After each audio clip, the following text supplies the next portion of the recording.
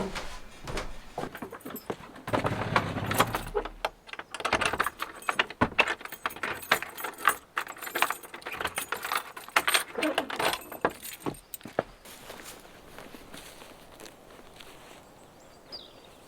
gonna walk up today from the ghost town to that little green patch over there.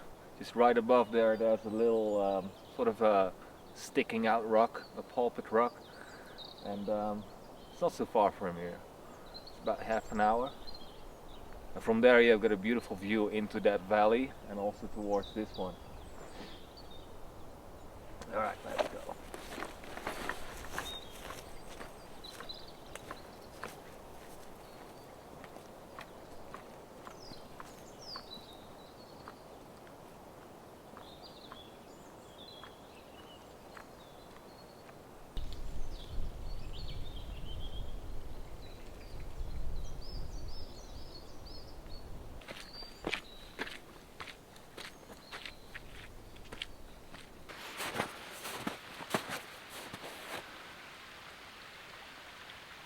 These are from a dog, or a fox, or a wolf.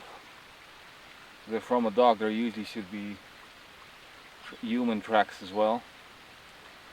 So I think, yeah, fox or wolf.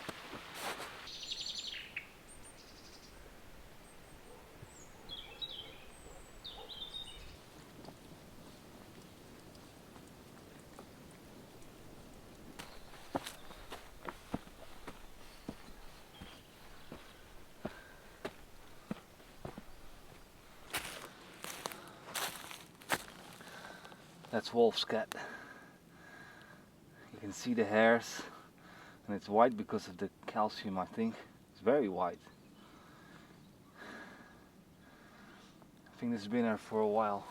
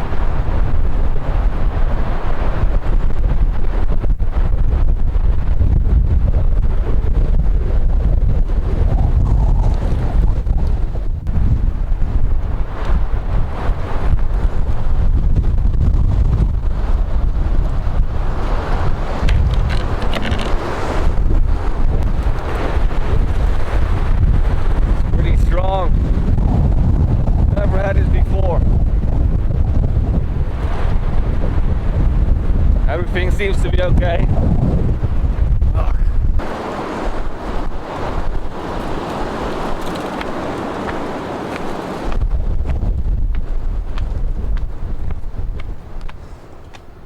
Ugh. Wow.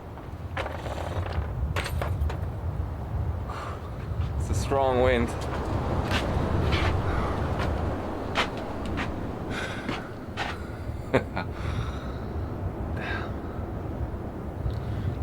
Nothing's broken, I believe, but it's pretty rough out there.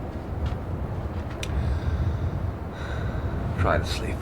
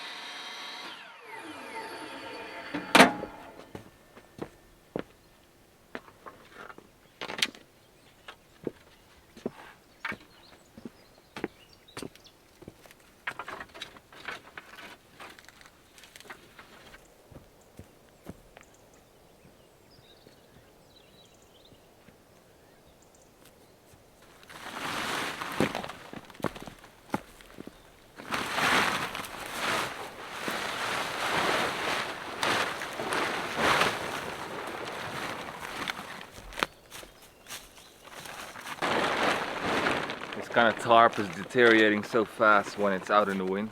There was a storm the other day, actually for 2 days, so it was a lot of flapping.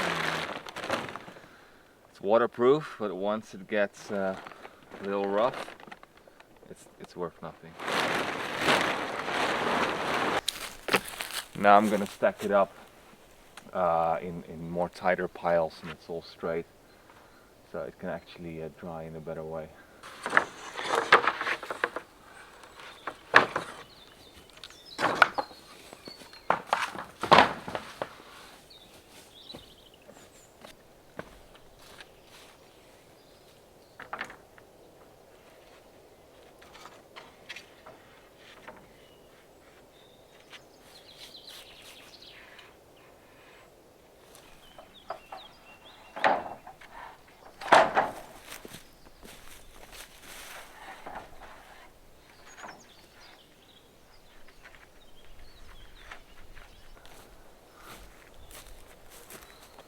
This is much better.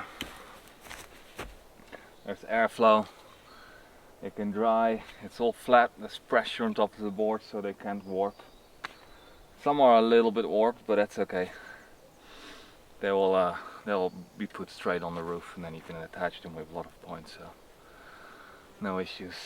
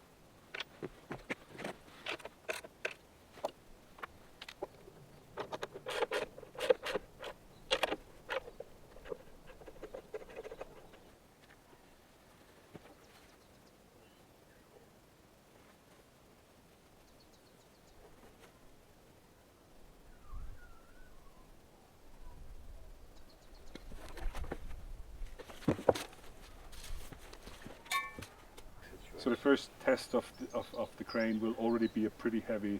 This is very, I'm just gonna try to lift it and see how the crane feels. It's just kind of feeling and trying things out, you know. But it should work, right? It should work. In terms of the your calculations and everything. Yeah. How much did you figure that was? I find it very, very hard to guess. Wow. It's also thick. I mean, So, but you care? Okay, you didn't. yeah, it's thick. That's why it's so heavy. Oh no.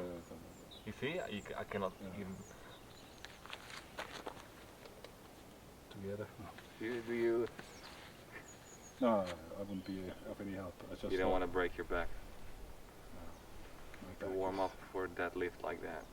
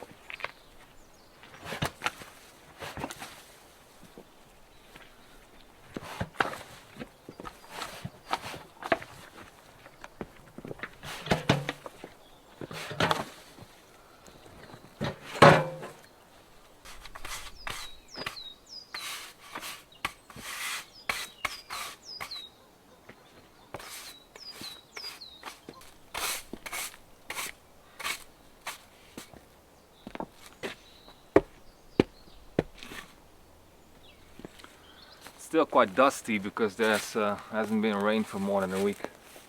And I put a lot of soil on top of it so it can rain in. I think I'll sprinkle some water on it so the stones become more steady. But it's a lot nicer now. It's kind of terracing down all the stones, so from there I think that's almost a meter higher than there. And before it was kind of like wobbly, and now it's all nicely terracing down. I've bought some grass seeds because it would be nice if the grass is starting to grow in between the stones. So maybe some seed will help too, and I'm not sure if that works like that. But let's try it.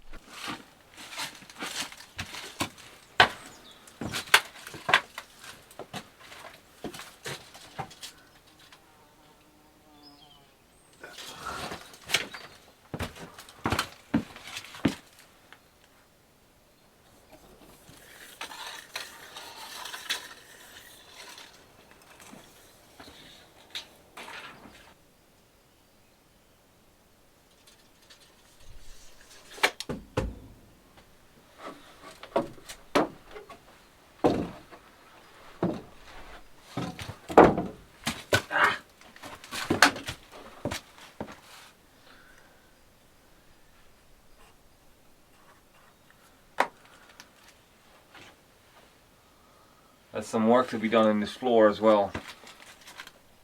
Because these chestnut beams are put in by the previous owner, so about 7 years ago, and they're good quality, but the floor is bouncing when you walk around, and so I think the reason why that is because they are resting on this beam. All of them are resting on one beam, and here they've been put into the wall, so I think it's solid here, but over there it's not. And that beam is in the way, so what I'm thinking of is maybe, because they are, they're like a few centimeters off the wall, these ones, so they stop a few centimeters in front of the wall, and then they are resting on that beam. So I'm thinking to make some metal beam carriers, how do you call these things, that, you know, like metal pieces that are screwed into the wall and they're holding up the beams. They need to be pretty big, but I think that would be the solution with the least amount of work. Otherwise I would need to get these out, and I think they'll be too short to get them also in the wall there, so they need to be held up by something else. And then this beam I could put in between here, so I've got a stronger floor here in the middle, because there's a hole in the wall just above the window, and this window needs some work as well, because the lintel, I think it's called, is rotten, so it needs to be replaced. And I think that's the reason why I didn't put the beams above the window, because it would collapse. Yeah, apart from the roof, some more work to be done here too. Because I don't want to keep the floor bouncy like it is now.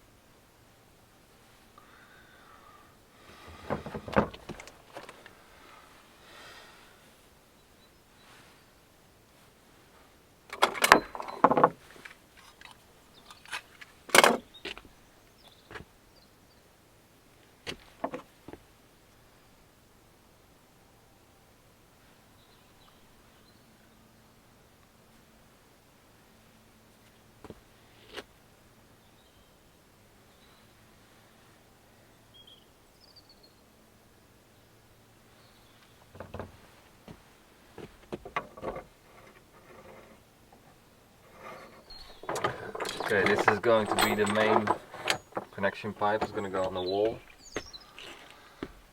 This is the main meter, garden, pressure control, cabin 1, cabin 2, and just an extra tap to drain the system and to use for whatever. I'm doing this before the pressure because I want full pressure on the garden. I think for irrigation it's best to have a lot of pressure. And if I need to regulate it, I can also just, you know, open it halfway. That's also pressure control. But in the cabins I really don't want too much pressure, so that's why this one is in between there.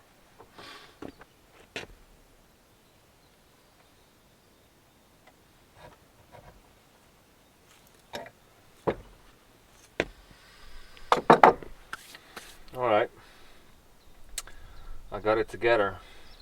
Hairy stuff. There's 4 taps, 5 taps actually. This one to screw on, and then yeah, let's see if it's leak proof. I don't think so. I'm sure there's gonna be, this one is not looking very good. I'm sure there's gonna be a few which are not so good. The other way to do is to use Teflon, which is the white tape, the plasticky tape that goes around. It's the more modern way of doing it, but my friend is a plumber, and especially with these zinc pipes, he said it's better to use canapa, hemp and paste, because then you can still turn it back a little bit. For example, if you want to align this nicely, this one needs to go up a bit. You can still turn it, But with Teflon, it's just one way. You tighten it, and if you unscrew it a little bit, it's not waterproof anymore.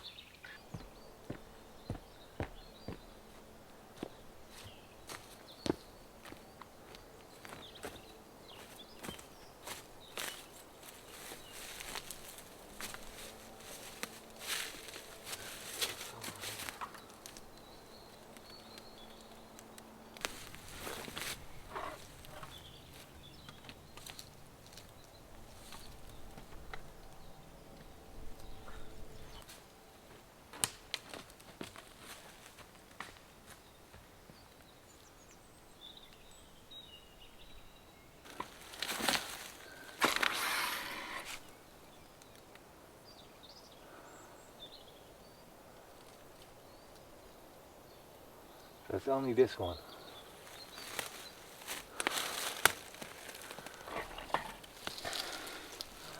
Maybe this tab is closed.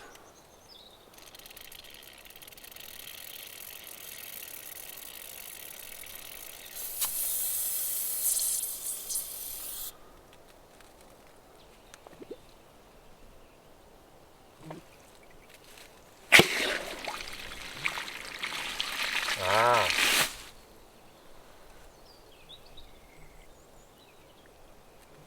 Interesting. That's a lot of water. Wait. Why does this need to be open?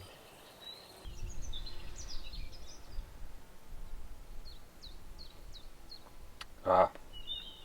It's going in the wrong direction. It needs to be installed the other way around. My fault.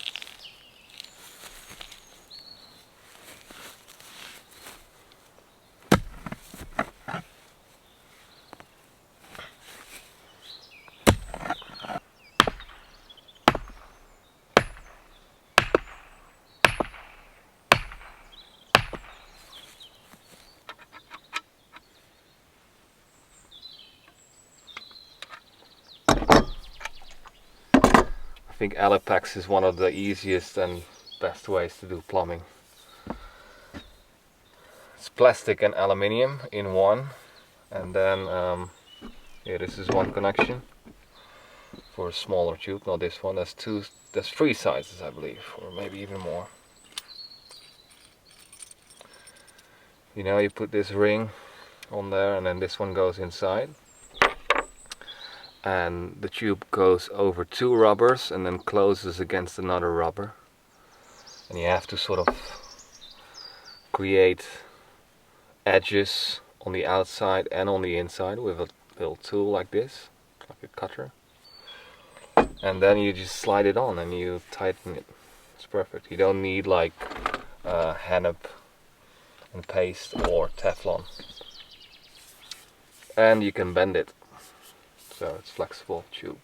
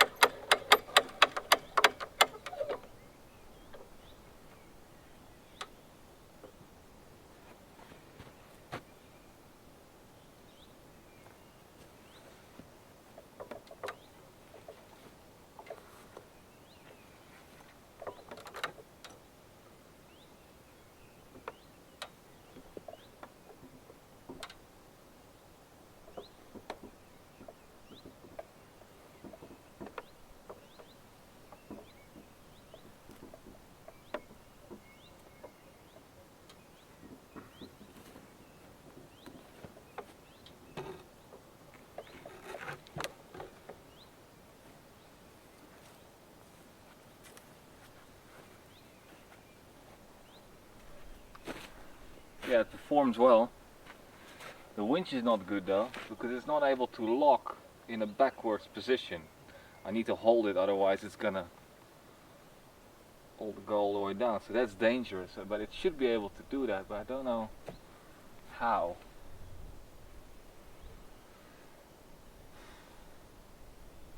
And I still have the 12-volt winch, and I think I have to use that because when I'm standing here, because I'll have this part always heavier, like it is now, so I can actually push it down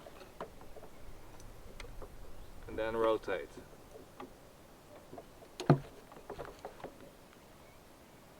And then I have to have something underneath here. I can build that in the scaffolding, just an extra bar, so this is just extra safety. And then it should work, and then I have to have the winch has a remote, which I can have here, and then I can winch something in or down, and then it will work.